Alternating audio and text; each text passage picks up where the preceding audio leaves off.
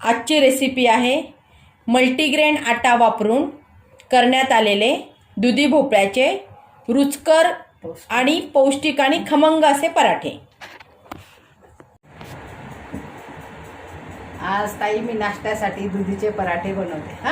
हे बघ, त्याच्यासाठी भोपळा किसून घेतला, त्याचं पाणी गाळून घेतलं आणि चाळणी टाकून नितरत ठेवलं। त्याचा असा हा आता भरला आहे, 1.5 वाटी झाला आहे। आता 1.5 वाटी किस घ्यायचा आपला।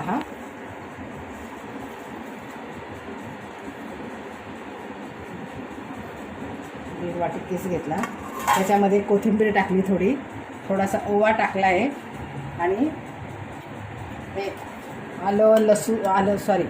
कोथिंबीर, हिरवी मिरची, जिरे आणि लसूण याची पेस्ट आहे।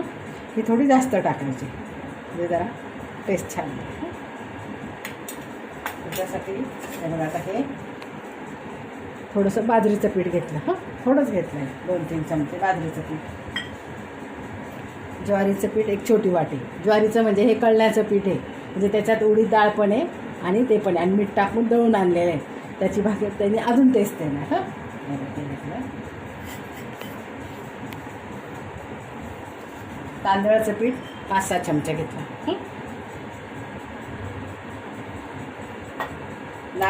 नागलीचं पीठ 2-3 चमचे घेतलं, 2 मोठे चमचे एवढं म्हटलं तरी चालेल। आणि गव्हाचं पीठ 1 मोठी वाटी गव्हाचं पीठ। त्याच्यामध्ये 2-2.5 चमचे तीळ घेतला, तीळ टाकायचं आणि त्याच्यामध्ये हळद टाकायची,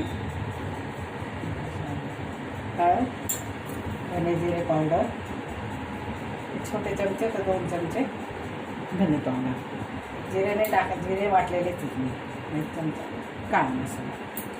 आता हे सगळं एकत्र करायचं, मीठ टाकते, चवीनुसार मीठ घ्यायचं, हे सगळं एकत्र करायचं।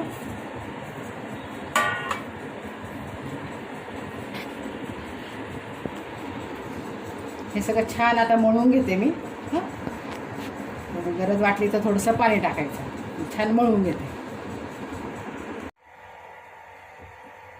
हे बघ ताई, हे बघ असं पीठ झालं मळून। जास्त कडक नाही, काही नाही, असं घ्यायचं। त्याचा पाहिजे तेवढं पुन्हा घ्यायचं आपल्याला पीठ।